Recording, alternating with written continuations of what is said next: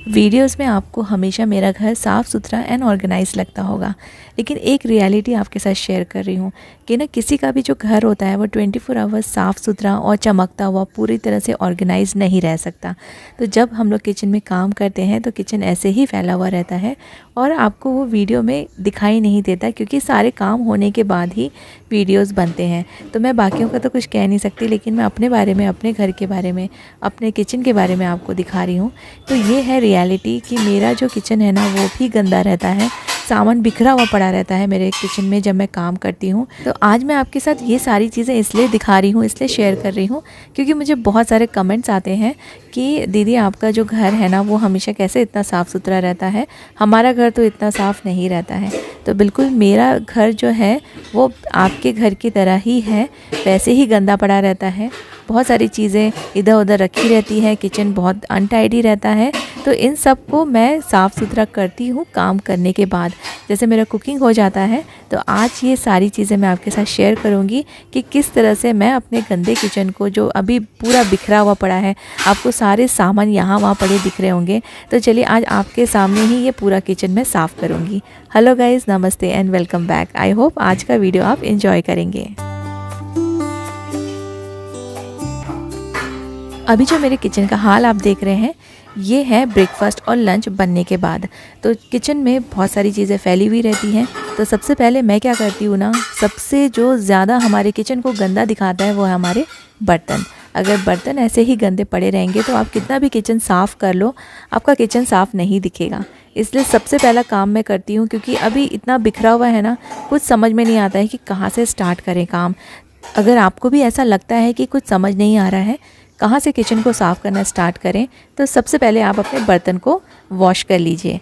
Specially उनके लिए बता रही हूँ जो अभी अभी नए नए होम मेकर्स बने हैं और जिनको काम करने का बहुत ज़्यादा एक्सपीरियंस नहीं है, घर को संभालने का, मैनेज करने का एक्सपीरियंस नहीं है, तो वो आज के वीडियो से काफ़ी सारे टिप्स ले सकते हैं। तो सबसे पहले मैं अपने डिश वॉशर को खाली कर रही हूँ, यानी कि जो साफ़ बर्तन हैं उनको मैं अरेंज करके रख दूँगी अंदर। इससे मेरा डिश वॉशर हो जाएगा खाली और फिर जो गंदे बर्तन हैं वो मैं इसमें लगा दूँगी। तो डिश वॉशर होने का ये एक बहुत बड़ा फ़ायदा मुझे होता है कि जब भी बर्तन गंदे पड़े रहते हैं ना, तो मैं उनको डिश वॉशर के अंदर अरेंज करके रख देती हूँ। इससे जो मेरा काउंटर टॉप है वो भी क्लियर हो जाता है, सिंक भी क्लियर हो जाता है। और अगर पूरा डिश वॉशर नहीं भी भरा है तो अंदर आप ऐसे अरेंज करके रख सकते हैं और जब ये पूरा फुल हो जाएगा तब इसका साइकिल आप स्टार्ट कर सकते हैं। तो इसलिए मैं हमेशा एंकरेज करती हूँ कि आपके पास ना एक डिश वॉशर ज़रूर होना चाहिए। तो इससे आपको किसी पे भी डिपेंड होने की ज़रूरत नहीं है, ना मेड्स पे, ना आपको खुद से बहुत सारा देर खड़े होके आपको काम करने की ज़रूरत नहीं है। बर्तन धोते रहने में ना बहुत ज़्यादा मेहनत लगती है, बहुत टाइम लगता है और इंडियन कुकिंग में तो बर्तन जम के निकलते हैं, लेकिन आप इसमें कढ़ाई से लेके सारे हर तरीके के बर्तन वॉश कर सकते हैं। तो चलिए आज डिश वॉशर के बारे में ज़्यादा बात नहीं करूँगी, ये ऑलरेडी मैंने आपको पहले भी बताया हुआ है और मैंने इसमें कई सारे शॉर्ट्स भी इसमें बना के आपको दिखाए हैं, उससे आप हेल्प ले सकते हैं। तो ये इसका एक बहुत बड़ा फ़ायदा है कि मुझे खड़े होकर घंटों बर्तन करने की ज़रूरत नहीं है और काफ़ी सारी मेहनत मेरी बच जाती है। इनफैक्ट जो मैंने आपको जैसे पहले बताया कि गंदे बर्तन अगर इसमें लगा दो तो अब हमारा जो काउंटर टॉप है और सिंक है वो भी क्लियर हो जाता है और इससे भी ना किचन फिर थोड़ा सा मैनेजेबल हो जाता है, साफ़ दिखने लगता है। और धीरे धीरे जो काउंटर टॉप है वो क्लियर होता जा रहा है, तो समझ में आ रहा है कि चलिए अब इसके बाद क्या करना है। अदरवाइज़ इतना सारा सामान अगर काउंटर टॉप पे पड़ा रहता है ना, बिल्कुल दिमाग नहीं चलता है कि क्या पहले करें और क्या बाद में करें।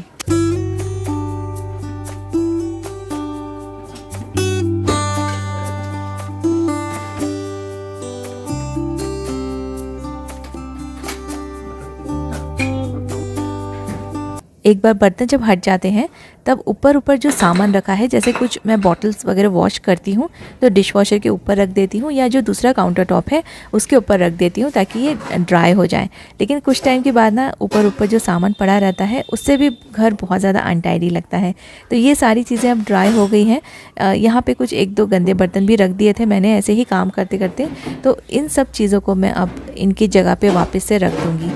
कुछ चीज़ें जो है वो अपने अपने बॉक्स के अंदर चली जाएंगी और कुछ चीज़ें कैबिनेट में मैं रखती हूँ तो उनको मैं कैबिनेट के अंदर रख दूँगी।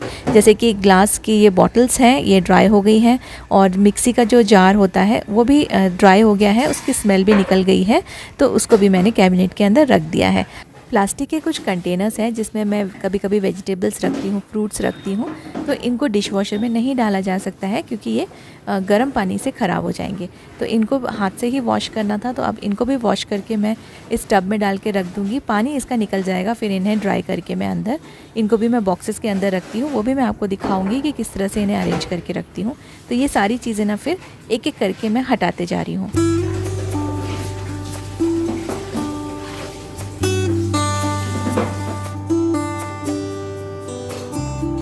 मेरा रोटी का तवा भी रखा हुआ था धोने के लिए।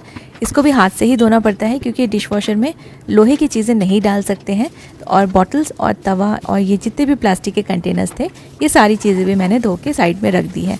अब इनको भी मैं अपनी अपनी जगह पे रख दूंगी। जैसे ही ये ड्राई हो जाएंगे तो बॉटल्स को तो मैं इमीडिएटली टॉवल से पोंछ के रैक में रख दूंगी। चाय का जो बर्तन है उसको मैं पानी डाल के रख देती हूँ क्योंकि अभी अगर मैं इसे स्क्रब करने बैठूंगी ना तो थोड़ा ज़्यादा टाइम लग जाएगा, इसलिए इसे भिगा के रख दूँगी। इसमें पानी डाल दूँगी तो ये काफ़ी अच्छे से फिर जल्दी से ना इसमें से जो भी चीज़ें लगी हुई है जैसे दूध के बर्तन और चाय के बर्तन ना मैं ऐसे ही रख देती हूँ पानी डाल के। तो ये बहुत जल्दी से फिर थोड़ा देर के बाद साफ़ हो जाते हैं। इमीडिएटली आप इसे साफ़ करने जाएंगे तो थोड़ा सा इसमें आपको ज़्यादा स्क्रबिंग करना पड़ सकता है।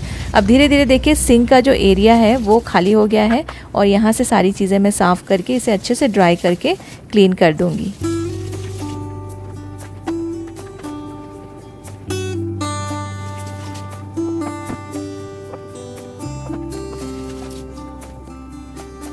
डिश वॉशर के ऊपर का जो कपड़ा है उसके ऊपर भी मैं थोड़ा सा साफ़ कर लेती हूँ क्योंकि थोड़ा बहुत डस्ट जम जाता है। तो क्योंकि यहाँ पे मैं धुले हुए बर्तन भी रखती हूँ जैसे कांच की जो बॉटल्स वगैरह होती है उसको ड्राई करने के लिए, तो इसलिए इसको भी साफ़ करना ज़रूरी है। और थोड़ा सा मैं डिश वॉशर को भी साफ़ कर दूँगी क्योंकि हाथ लगते हैं ना तो ये भी गंदा होता रहता है। क्लीनिंग में डेली हर चीज़ की करती हूँ क्योंकि अगर आप रोज़ साफ़ करेंगे तो आपको बहुत ज़्यादा मेहनत नहीं लगती है। अब देखिए मैं यहाँ पे गार्बेज बैग चेंज करने के लिए आई थी, तो ये रोल में से ना मुझे समझ ही नहीं आ रहा इसका एंड कहाँ है, कहाँ से मुझे कट करना है। तो ये प्रॉब्लम होती है रोल्स के साथ, आपको दिखता नहीं है और इसमें भी ना थोड़ा सा टाइम चला जाता है। तो इसको कैसे मैं ऑर्गेनाइज़ करके रखती हूँ जिससे कि ईजी हो जाएगा आपको रोल निकालना, वो भी मैं आपके साथ शेयर करूँगी। लेकिन उससे पहले मैं गार्बेज को क्लियर कर देती हूँ। पुराना जो गार्बेज है उसे निकाल दिया है और फ्रेश वाला गार्बेज बैग लगा देती हूँ। ये भी एक बहुत इंपॉर्टेंट काम है गार्बेज को निकाल लेना, क्योंकि जो गार्बेज वाला आता है ना उसके आने के पहले ही इसको मैं बाहर रख दूँगी तो ये टाइम पे निकल जाएगा। अगर मैं भूल गई तो वो आके चला जाएगा और फिर ये पुराना गार्बेज अंदर ही रह जाएगा, जो कि मुझे बिल्कुल अच्छा नहीं लगता है। और मेरे यहाँ पे बहुत ज़्यादा जगह भी नहीं है कि मैं बहुत सारा गार्बेज स्टोर करके रख सकूँ, तो उसको मैंने पहले बाहर निकाल के रख दिया है। अब देखिए ये जो रोल है इसके बीच में से ना मेरे पास एक पुराना बेलन है, पतला वाला बेलन है, और इस बेलन को मैंने इस रोल के बीच में से ऐसे निकाल दिया है। ईज़िली ये हो जाता है, आपको पूरा रोल ओपन करने की ज़रूरत नहीं है। बस सेंटर का आप एक पॉइंट ले लीजिए और उसमें आप ये जो पतली सी कोई भी लकड़ी ले लीजिए और ऐसे आप अपने रोल को अरेंज करके रख सकते हैं। अब इसको कहीं भी हैंग कर दीजिए, आपको ना बहुत इजी हो जाएगा रोल में से गार्बेज बैग्स निकालना। मेरे पास ये एडेसिव ऐसे हुक्स हैं, ये एक्चुअली कर्टन्स के लिए हैं, कर्टन रॉड को होल्ड करने के लिए। तो ये इजीली आपको अमेज़ॉन में मिल जाएंगे। तो इसको मैं यहाँ पे जो बेलन है ना यहाँ पे लगा दूँगी। इससे यहाँ पे जो मेरा गार्बेज रोल है वो ऑर्गेनाइज्ड भी लगेगा और मुझे यहाँ से इसे यूज़ करना, इससे निकालना भी ईजी हो जाएगा। हम अपनी चीज़ों को किस तरह से स्टोर करके रखते हैं या कहाँ रखते हैं उससे भी बहुत फ़र्क पड़ता है कि हमारा जो काम है वो कितना आसान हो या कितना डिफ़िकल्ट हो। तो इससे मैंने अपने काम को थोड़ा सा आसान कर दिया है, क्योंकि इसको ना रोल को बार बार ओपन करो फिर निकालो, कई बार इसका जो एंड पॉइंट है वो भी दिखता नहीं है। तो यहाँ से ये आसान हो जाएगा और ये ऑर्गेनाइज्ड भी लगेगा। तो चलिए बिना टाइम वेस्ट किए दूसरे काम को स्टार्ट करते हैं। यहाँ पे 3-4 मेरे पास ना जो हैंड टॉवल्स हैं जो मैं बर्तन वगैरह पोंछने के लिए यूज़ करती हूँ, गंदे जमा हो गए हैं। बाकी सारे तो साफ़ हैं, ये 3-4 ही गंदे हैं। तो इनको मैं यहाँ पे हाथ से ही वॉश कर लूँगी। मैंने इनको ना गर्म पानी में भिगा दिया है, थोड़ा सा डिटर्जेंट डाल दिया है और अच्छा गर्म पानी है उसमें मैंने भिगा के रख दिया है। फिर जैसे ही मेरा किचन का काम हो जाएगा तब तक ये अच्छे से भीग जाएंगे और फिर मैं इनको यहीं की यहीं वॉश भी कर लूँगी। बहुत सारे अगर टॉवल्स होते हैं, किचन टॉवल्स होते हैं, तो मैं उसको वॉशिंग मशीन में डाल देती हूँ सारे टॉवल्स को एक साथ। फिर उस टाइम पे मैं कोई दूसरे कपड़े उनके साथ नहीं धोती, तो इससे ना हाइजीन भी मेंटेन रहता है। क्योंकि ये जो किचन टॉवल्स हैं इनको मैं बर्तन पोंछने के लिए और हाथ पोंछने के लिए अलग अलग मैं रखती हूँ, तो इनको मैं इस तरह से यूज़ करती हूँ किचन में। इसलिए दूसरे कपड़ों के साथ इनको मैं कभी मिक्स नहीं करती वॉश करते समय। तो अगर 2-3 है तो हाथ से ही वॉश कर लिया, अदरवाइज़ बहुत सारे हैं तो फिर वॉशिंग मशीन में सेपरेटली इनको वॉश करती हूँ। अब सारे बर्तन हट गए हैं, खाना तो ऑलरेडी पहले से बना हुआ था और सिंक भी साफ़ हो गया है। तो अब नेक्स्ट जो है मैं अपने गैस बर्नर को और आजू बाजू के एरिया को क्लीन कर लूँगी, क्योंकि छींटे उड़ते हैं ना खाना बनाते समय, तो ऐसा कभी कभी होता है कि कपड़े से साफ़ नहीं हो पाता है। इसलिए मैंने गैस के पीछे वाला जो पोर्शन है उसको थोड़ा सा स्क्रब किया था, क्योंकि दाल के छींटे उड़े थे ना, तो वो थोड़े सूख गए थे और कपड़े से वाइप करने से नहीं निकल रहे थे। इसलिए थोड़ा सा आप स्क्रब कर सकते हैं, जिससे कि आपका काम जल्दी से हो जाए, क्योंकि स्क्रबिंग करेंगे ना फटाफट से क्लीन हो जाता है काउंटर टॉप। कपड़े से पोंछते रहने से अच्छे से क्लीन भी नहीं होता है और टाइम भी लगता है। तो ये सारी चीज़ें हो गई हैं और मैंने जितना भी सामान था वो हटा के अपने काउंटर को क्लीन कर लिया है। एक और बात आपके साथ शेयर करूंगी। देखिए, जो काउंटर टॉप होता है उसको साफ़ करना कितना इजी हो गया है, क्योंकि सारी चीज़ें ना ऑर्गेनाइजर्स में रखी हुई हैं और इन रैक्स को हटा हटा के क्लीनिंग करना बहुत इजी हो जाता है। लेकिन अगर आपके पास ऑर्गेनाइजर्स नहीं हैं और आप नहीं लेना चाहते हैं, तो आप अपने ऐसे पुराने ट्रेज़ या फिर प्लेट्स यूज़ कर सकते हैं इन चीज़ों को रखने के लिए। क्योंकि अगर आप इनको ऐसे ही अपने काउंटर टॉप पे रखेंगे तो देखिए आपको ना साफ़ सफाई में बहुत ज़्यादा टाइम लगेगा। एक एक चीज़ हटा हटा के क्लीन करना पड़ता है। ये बातें मैं आपके साथ पहले भी शेयर कर चुकी हूँ, लेकिन आज भी एक बार आपको बता रही हूँ फिर से। तो आप ऐसे पुराने ट्रेज़ यूज़ कर लीजिए। अगर आपके पास पुराने ट्रेज़ भी नहीं हैं या ज़्यादा ट्रे नहीं है आपके पास, तो आप अपने पुराने प्लेट्स यूज़ कर सकते हैं। इससे क्या होगा ना, आपकी चीज़ें भी ऑर्गेनाइज रहेंगी और क्लीनिंग के टाइम पे आपको एक एक करके हटाना नहीं पड़ेगा और ये दिखने में भी अच्छे लगते हैं। जो आपका जो किचन है वो ऑर्गेनाइज्ड भी लगता है। तो काउंटर टॉप पे गैस के पास आप ऐसी चीज़ें रखिए जो आपको एक्चुअली में कुकिंग के टाइम पे डेली यूज़ में आती हैं। तो देखिए, मैंने ऑर्गेनाइजर्स हटा दिया है, आपको दिखाने के लिए मैं ट्रेज़ रख के दिखा रही हूँ। तो बिना ऑर्गेनाइज़र के भी आप ऐसे ट्रेज़ में या बास्केट में आप अपनी चीज़ों को रख सकते हैं, जो कि सुंदर भी दिखता है। चीज़ें ऑर्गेनाइज्ड रहती हैं, साफ़ रहती हैं और आपको क्लीनिंग के टाइम पे परेशानी नहीं होती है।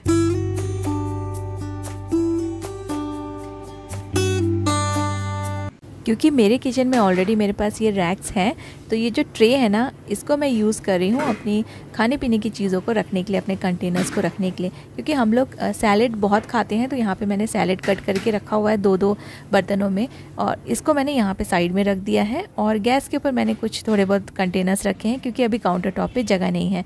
तो देखिए, पूरा क्लीन हो गया है किचन, सिर्फ बर्तन हट गए। बर्तन जैसे ही साफ़ हो गए ना, तो आपको समझ में आने लगता है कि क्या काम करना है नेक्स्ट। और एक साइड का जो किचन है मेरा पूरा अच्छे से क्लीन हो गया है, साफ़ सुथरा हो गया है। अब दूसरे काउंटर टॉप पे आती हूँ, जहाँ पे मैंने वेजिटेबल्स को ड्राई करने के लिए रखा हुआ था। तो इनको मैं ऐसे रख दूँगी कि ये अगर ऊपर भी पड़े रहें तो जो काउंटर टॉप है वो भरा भरा ना लगे और मैसी ना लगे। बास्केट्स यूज़ कर रही हूँ, जितने भी वेजिटेबल्स हैं उनको ड्राई करने के लिए मैंने ऐसे रखा हुआ था धोने के बाद। अब ये ड्राई हो गए हैं। एक ट्रे में नीचे रख दूँगी कि जैसे अदरक मैंने बास्केट में रखा हुआ है ना, तो उसके नीचे अगर मैं ट्रे रखूँगी तो फिर उसका जितना भी जो भी पील वगैरह रहता है, कचरा रहता है, छिलके निकलते हैं, तो वो ना काउंटर टॉप पे नहीं गिरेंगे और ट्रे पे ही गिरेंगे, तो काउंटर टॉप भी साफ़ रहेगा। तो इसलिए आप ऐसे छोटी मोटी चीज़ें आप यूज़ कर सकते हैं। ऐसे जो टिप्स हैं आप इनको यूज़ कर सकते हैं अपने किचन में, जिससे कि आपका काम ना बढ़े, साफ़ सफाई कम से कम करनी पड़े। तो ये वाला जो ट्रे है इसको मैं यूज़ करूँगी अपने बास्केट के नीचे। पहले मैं काउंटर टॉप को क्लीन कर लेती हूँ, क्योंकि यहाँ पे मैंने पेपर रखा हुआ था, तो थोड़ा बहुत गीला भी हो गया था न्यूज़पेपर, और इसको मैं साफ़ कर लेती हूँ उसके पहले कि मैं यहाँ चीज़ें अरेंज करके रख लूँ।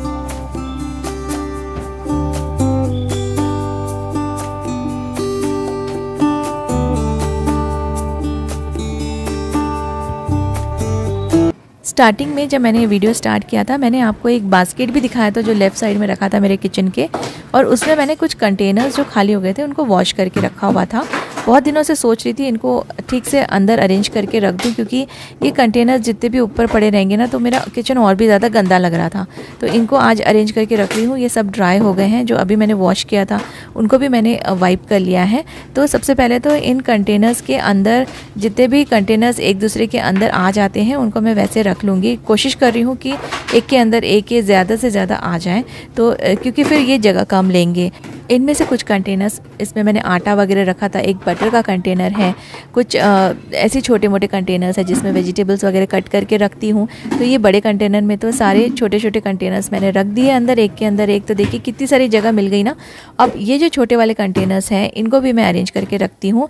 इसके लिए मैं एक बॉक्स यूज़ करती हूँ। छोटे छोटे डब्बे यहाँ वहाँ पड़े रहेंगे ना, एक तो मिलते नहीं है टाइम पे जब ज़रूरत पड़े, और ये गंदे भी हो जाएंगे। इसलिए एक बड़े कंटेनर के अंदर ये सारे बॉक्सेस एक के अंदर एक डाल के मैंने रख दिए हैं। तो देखिए ये अरेंज रहेंगे, साफ़ रहेंगे और किचन भी ऑर्गेनाइज लगेगा।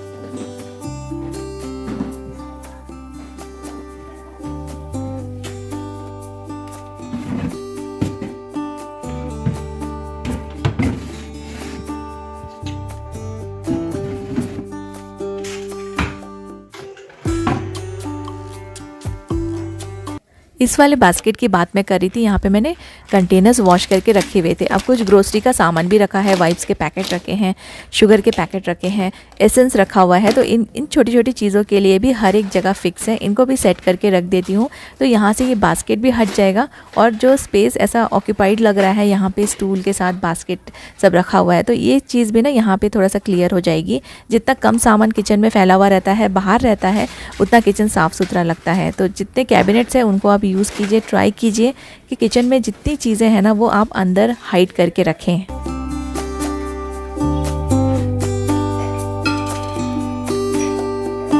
एसेंस की छोटी छोटी बॉटल्स हैं, इनको कहीं भी रख दूंगी ना तो ये मिसप्लेस होने का डर है, इसलिए एक बड़ी सी कांच की बॉटल में इन सब बॉटल्स को मैं अरेंज करके रख रही हूँ। छोटी चीज़ें जल्दी मिसप्लेस होती हैं, इसलिए इनको ऐसे अरेंज करके रखेंगे तो ये ऑर्गेनाइज भी रहेंगी और आपको समय पे मिल भी जाएंगी। किचन में चीज़ों को हाइड करने की बात मैं कर रही थी, तो ऐसे ऑर्गेनाइजर्स यूज़ कर लेती हूँ जो कैबिनेट डोर के अंदर रखे रहें, और इसमें बहुत सारा सामान भी हम लोग रख सकते हैं, जिससे कि आपके घर में, आपके किचन में छोटे मोटे सामान ऊपर ऊपर बिखरे हुए नहीं दिखेंगे। एक पुराना ग्लास मैंने यूज़ किया है मेरी बेटी का, उसमें मैं कुछ अटैचमेंट्स जो कि ब्लेंडर के अटैचमेंट्स हैं वो रख रही हूँ। और एक जो स्टूल मेरे यहाँ पे बाहर ही पड़ा था और उसके ऊपर एक बास्केट रखा था, बास्केट तो मैंने एम्प्टी कर दिया है। स्टूल को भी यहाँ पे मैं सिलेंडर के बाजू में रख दूँगी, क्योंकि यहाँ पे थोड़ी स्पेस थी मेरे पास और ये सारी चीज़ें फिर अंदर हिडन हो जाएंगी। इन टॉवल्स को, किचन के टॉवल्स को मैंने गर्म पानी में और सोप डाल के भिगा के रखा हुआ था। ये भी बहुत ज़्यादा गंदे नहीं थे, तो ये बस थोड़ा देर मैंने भिगा के रखा तो ये अच्छे से साफ़ हो गए। इनको मैं थोड़ा सा स्क्रब करके वॉश कर रही हूँ और इनको भी ड्राई कर दूँगी। अगर ये इनको मैं ऐसे ही छोड़ दूँगी तो ये भी एक छोटा सा जो काम है वो ऐसे ही रह जाएगा। इसलिए उसी टाइम पे जब आप सारे काम कर रहे हैं, छोटे छोटे काम भी उस टाइम पे कर लेंगे तो ये कुछ भी पेंडिंग नहीं रहता है।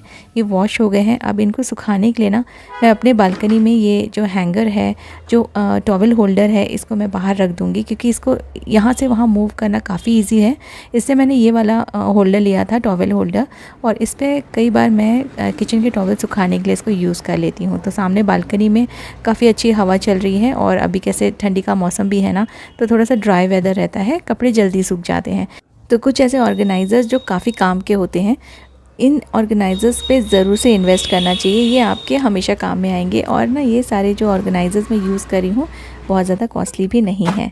मेरे घर में यूज़ होने वाले ऑर्गेनाइज़र्स या कोई भी सामान अगर आपको चेक करना है तो मेरा जो अमेज़ॉन स्टोर लिंक है वो आपको मैं देती हूँ, आप उसमें जाके चेक कीजिए, उसमें सारे के सारे प्रोडक्ट्स आपको मिल जाएंगे। अब फाइनली एक आखिरी काम बचा है, वो है झाड़ू लगाना और मॉपिंग करना। तो क्योंकि किचन का जो फ्लोर है उसमें काफ़ी सारा कचरा गिरता रहता है, खाने पीने की चीज़ें गिरती रहती है, तो बाकी रूम के कंपैरिजन में किचन बहुत ज़्यादा गंदा होता है। जो मोटे मोटे कचरे रहते हैं ना, बड़े बड़े, वो तो ईज़िली डस्ट पैन में उठ जाते हैं, लेकिन कुछ डस्ट रहता है जो पूरी तरह से डस्ट पैन में नहीं आता है। उसके लिए ना मैं ऐसे नैपकिन यूज़ कर लेती हूँ। इसको मैंने हल्का सा गीला कर लिया है, बहुत ज़्यादा नहीं, और ये जो बारीक बारीक सा डस्ट है इससे आप इजीली उठा सकते हैं, जिससे आपका फ्लोर पूरी तरह से क्लीन हो जाएगा। ये छोटी छोटी टिप आपके ज़रूर काम में आएगी जब आप अपने घर को क्लीन करेंगे या ऑर्गेनाइज़ करेंगे। तो आपको दिखा रही हूँ मैं, बहुत ही बारीक बारीक सा डस्ट था जो इस नैपकिन में ईज़िली उठ के आ गया है। फिर आपको ना मॉपिंग करने में काफ़ी ईजी हो जाएगा।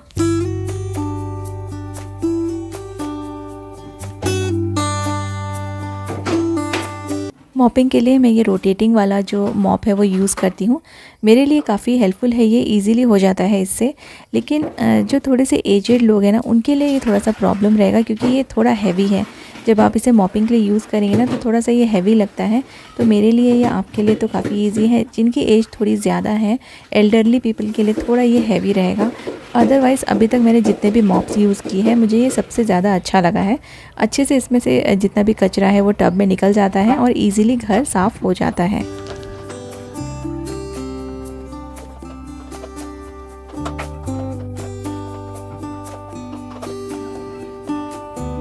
तो आज का वीडियो जो शेयर किया है उसके पीछे यही रीज़न था कि कोई भी घर ना ऐसे आसानी से साफ़ नहीं हो जाता है, बहुत मेहनत लगती है और सुबह से लेकर शाम तक लग जाते हैं घर को साफ़ करने में। लेकिन उम्मीद करती हूँ कि आज का वीडियो आपने एंजॉय किया होगा। थोड़ा सा वीडियो लंबा हो गया है उसके लिए वेरी सॉरी, लेकिन पूरा देखेंगे ना तो आपको काफ़ी अच्छा लगेगा। Thank you so much for watching.